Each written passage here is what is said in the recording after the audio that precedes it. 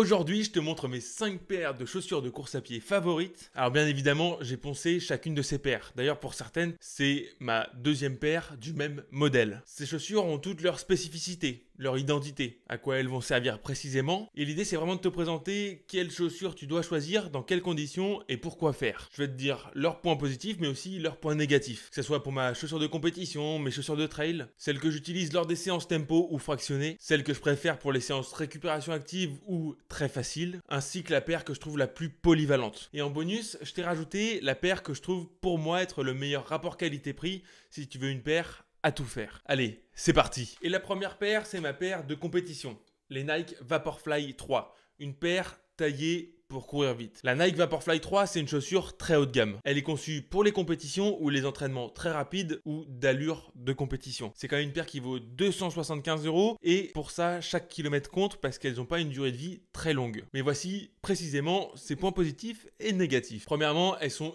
hyper légères, 181 grammes pour le modèle homme en taille 42 de mémoire. C'est l'une des chaussures les plus légères du marché. Elle a aussi un amorti ultra performant avec la fameuse mousse Zoom X qui permet d'améliorer le retour d'énergie, améliorer ainsi la propulsion et l'efficacité de course. La tige du mesh est ultra respirante, ce qui permet en triathlon de vraiment partir courir sur ton semi-marathon vraiment tranquillement. T'as le pied qui sèche très bien là-dedans et franchement, j'ai jamais été embêté pour des problèmes d'ampoule ou de douleur au pied en courant sur Alpha Ironman. Et franchement, elles sont plutôt stable. Avant, j'étais sur les Alpha Fly et je suis passé sur les Vaporfly maintenant il y a 2 ans pour la simple et bonne raison que les Alpha Fly sur semi-marathon, une fois que j'ai posé le vélo, mais j'ai parfois la tendance à avoir la cheville qui part un peu à droite à gauche et ce modèle-là est beaucoup plus stable. Alors il est plus raide aussi, on n'a pas la même sensation d'amorti, mais c'est beaucoup plus confortable à long terme sur le nombre de kilomètres que je vais parcourir. Maintenant, regardons ses points négatifs. Bien évidemment, il y a le prix. 275 € la paire, c'est vraiment pas donné. Deuxièmement, la durabilité ultra limitée. Ma première paire m'a fait 350 bornes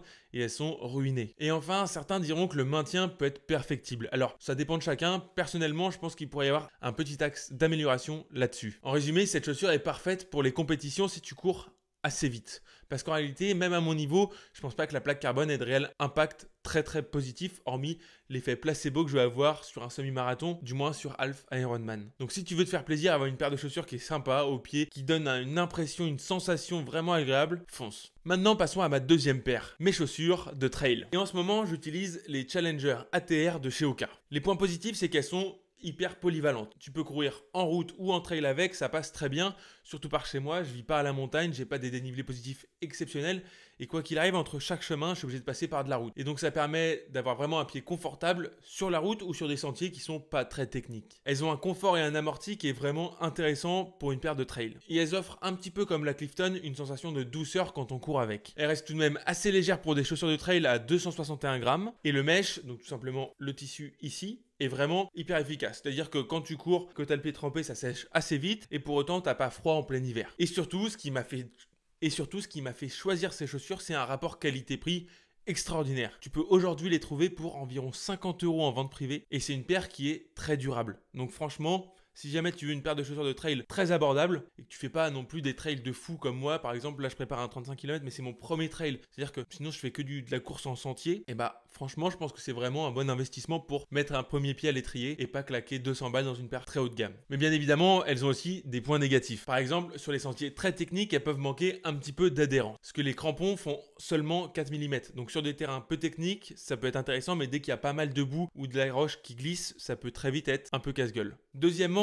la stabilité de la chaussure est perfectible. En effet, j'ai des chaussures de route qui sont un peu plus stables que celle-ci. On peut avoir tendance à avoir le pied qui bouge, mais je sais pas si c'est vraiment une question de stabilité de la chaussure ou moi qui n'ai pas encore la bonne technique pour courir en descente par exemple. Et la durabilité de la semelle qui peut vieillir un peu plus rapide que le mesh. Bref, en gros, c'est vraiment un bon rapport qualité-prix et c'est un choix très confortable si tu veux faire un peu de course à pied, te lancer dans le trail ou sur des sentiers peu technique. Passons à la paire numéro 3. Et cette paire-là, c'est peut-être mon avis le plus mitigé. Et je vais t'expliquer ça tout de suite. Ça, c'est la Rocket X première du nom. C'est une chaussure à la base conçue pour la performance, comme la Vaporfly. Elle contient donc une plaque carbone, et voici ses points positifs et négatifs. Premièrement, c'est une chaussure plutôt très légère. Avec 210 grammes en taille 42, on est quand même plus lourd que la Vaporfly, mais c'est deux chaussures, tu vas voir, qui se comparent pas vraiment. Ensuite, c'est une chaussure très dynamique. Dès que tu vas courir très vite, tu vas sentir que c'est une chaussure qui réagit. Et enfin, elle est plutôt confortable, elle a un mesh qui respire et un maintien du pied. Maintenant, pourquoi est-ce que je les ai choisis dans ce comparatif? C'est qu'en ce moment, on les trouve vraiment à pas cher. Et si tu veux tester des chaussures à plaque carbone,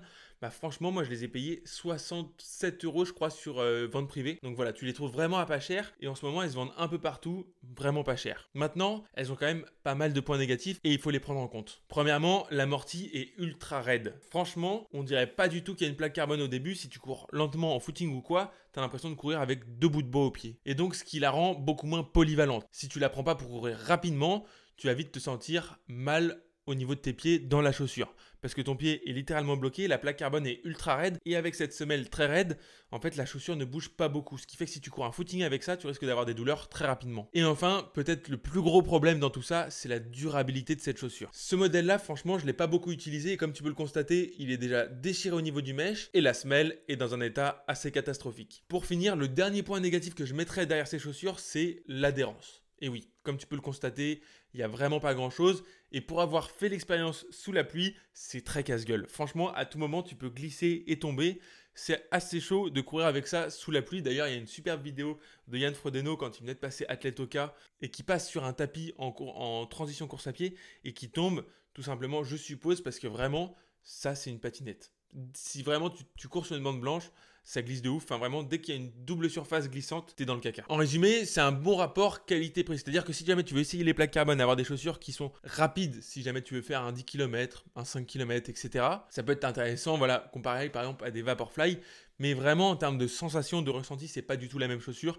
Et je les comparerais pas, je les mettrais même pas dans la même catégorie. Moi, personnellement, les Hoka, je m'en servais en fait sur les entraînements fractionnés, VMA, etc. Ça me permettait d'avoir une chaussure dynamique qui, psychologiquement, je me disais, bah là, je mets les chaussures rapides et ça me permettait d'avoir une chaussure un petit peu intermédiaire pour pas trop cher. Et on passe à la quatrième paire, une paire que j'ai utilisé, poncé, puisque là c'est mon deuxième modèle et je dois avoir fait à peu près 1600-1700 km dans ce modèle de chaussures. Et ce modèle, c'est les Nike Invincible. Ici, deuxième génération. J'ai eu les premières avant, peut-être qu'un jour j'aurai les trois. Et vraiment, l'idée derrière cette chaussure, c'est d'avoir une chaussure normalement qui réduit le risque de blessure. Alors ça, c'est vraiment pas prouvé scientifiquement. Mais par contre, quand tu cours avec, tu as vraiment une sensation d'amorti, de confort qui est vraiment impressionnant. La mousse utilisée ici et le ratio qu'ils ont mis dans la chaussure permet vraiment d'avoir un amorti qui est ultra impressionnant quand tu cours avec. Bien évidemment, le chaussant, pareil, est ultra confortable, ultra enrobant. T'as pas le pied qui bouge. Il y a une stabilité un petit peu améliorée par rapport à la première génération, mais ça reste franchement très léger. Et enfin, elle reste polyvalente, parce qu'en fait, quand tu cours lentement, t'as vraiment cette sensation de confort,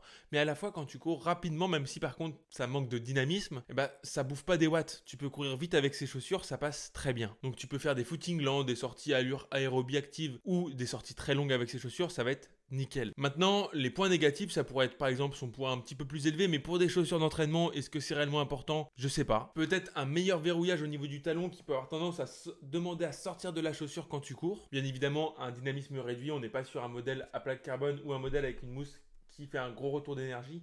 Donc c'est vrai que là, ça bouffe quand même un petit peu. Mais je pense franchement que c'est plus de la sensation que de la réalité. Et enfin, pour moi, les deux freins les plus importants, et pour moi, les deux freins les plus importants, c'est un manque de qualité entre le chaussant et la chaussure. Autrement dit, tous mes modèles se décollent ici. Alors celui-ci n'a pas énormément de kilomètres, et pourtant il se décolle juste ici.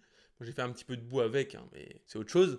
Il se décolle ici. Mon ancien modèle s'était carrément arraché, et j'avais le pied en fait qui balait et la semelle en dessous.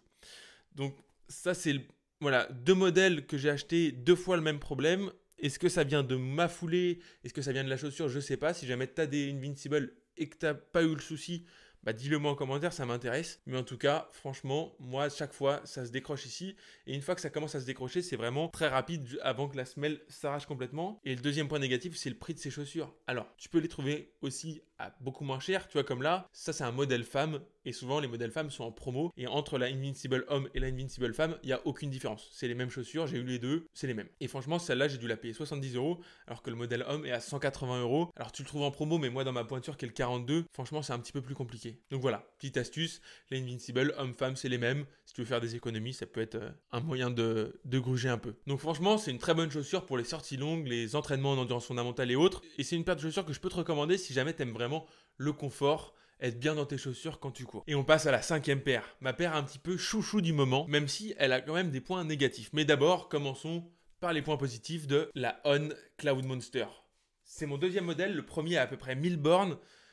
Bon, il est complètement souillé, j'ai déchiré les semelles, etc. Mais franchement, 1000 km pour une paire de chaussures, c'est quand même intéressant, sachant que je pèse assez lourd, je suis aux alentours des 78 kg, donc mes chaussures se déforment un peu plus vite que si tu pèses 60 kg. Et cette chaussure, c'est vraiment pour moi le gros coup de cœur dans les chaussures de course à pied. Franchement, j'ai jamais été aussi bien en termes de polyvalence. C'est-à-dire qu'elle a un amorti exceptionnel. Tu fais des sorties longues avec, t'es super bien dedans. Le mesh est ultra confortable et il s'adapte parfaitement à la forme du pied. Et c'est vraiment remarquable. Elle est ultra polyvalente parce que quand tu as des séances rapides, par exemple je fais des sorties VMA avec ces chaussures, eh bah, il y a du retour d'énergie. Tu sens que ça marche, ça envoie. T'as pas de souci à te dire, oh là, elles sont un petit peu plus molles comme les Invincible. Là vraiment, elles sont très bonnes à basse intensité, elles sont très bonnes à haute intensité. Et enfin, la durabilité. Je t'ai dit, j'ai fait plus de 1000 km avec les autres et en réalité, elle pourrait encore un petit peu courir. C'est juste que là, vraiment, je commence à sectionner en fait la mousse entre les bulles là. Mais franchement, ça peut encore courir, même si bon, ça reste un petit peu chaud. Franchement, pour moi, c'est une de mes paires qui a fait le plus de kilomètres avant que je la change parce que le confort était toujours là. J'étais toujours bien dans la chaussure et ça franchement c'est intéressant. Maintenant elle a des points négatifs. Le premier point, il est peut-être personnel encore une fois, mais moi j'ai un gros frottement au niveau du talon, ce qui fait que quand j'achète des Cloudmonster, je les porte dans le quotidien pendant un mois et demi pour faire le talon parce que sinon je me déchiquete les talons directement avec. Donc ça, je sais pas si c'est moi. J'ai fait un petit sondage autour de moi. Apparemment, il y avait que moi. Mais je sais pas si t'es concerné. Dis-le moi en commentaire. En tout cas, voilà. Une fois qu'elles sont rodées, hop, on peut passer à la course à pied. Et là, j'ai plus aucune douleur. Après, c'est bon. Ça reste un modèle assez lourd à 295 grammes. Mais franchement, ça se sent pas spécialement. Et surtout, ça reste une chaussure assez chère en prix.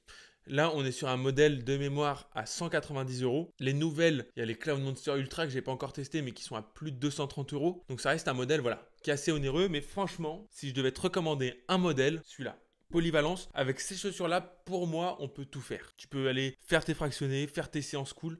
T'as besoin que d'une paire, prends un modèle comme ça. Mais attends, je t'ai réservé une petite surprise. Parce que oui, c'est une paire polyvalente, mais elle est hyper chère. Donc je me suis dit, c'est quand même pas ouf de te proposer comme seule paire polyvalente une paire très chère. Donc je voulais revenir avec toi sur une paire que j'ai utilisée, où j'en ai eu 4 générations. C'est les Hoka Clifton 9. Alors j'en ai plus parce qu'elles sont toutes pouillées. Donc j'ai eu les 7, les 8 et les 9. Et franchement, si tu veux un rapport qualité-prix, polyvalence, je te conseille d'aller sur ce modèle de chaussures. Personnellement, moi, c'est vraiment un modèle qui a été toujours une réussite pour moi. C'est-à-dire que ce soit les 7, les 8 ou les 9, j'ai toujours été super bien dans la chaussure. Le seul petit défaut que je pourrais leur trouver, c'est au niveau de la durabilité de la semelle, où voilà, au bout de 700 km, c'était poubelle parce qu'elle était détruite.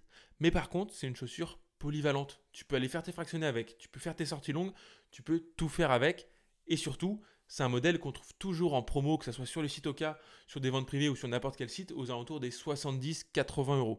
Donc ce qui reste par rapport au prix du marché du running aujourd'hui, une paire très abordable pour une paire qui peut faire à peu près tout. Parce qu'elles sont confortables, légères, ultra polyvalentes et avec un très bon rapport qualité-prix. Donc voilà, je voulais finir cette vidéo sur ce point-là parce que je trouvais ça important de te proposer aussi une solution peut-être plus abordable si tu n'as pas le budget aujourd'hui ou si tu n'as pas envie de le mettre dans des chaussures de course à pied qui restent inconsommables. Parce que tes chaussures de course à pied, elles sont là aujourd'hui, elles ne seront pas là demain, etc., etc. Donc si jamais tu veux d'autres comparatifs, d'autres tests, dis-le moi en commentaire. Moi, je me ferai un grand plaisir de tester tout ça. N'oublie pas de mettre un j'aime à la vidéo, de t'abonner si elle t'a plu. Moi, je te dis à la semaine prochaine. Bisous.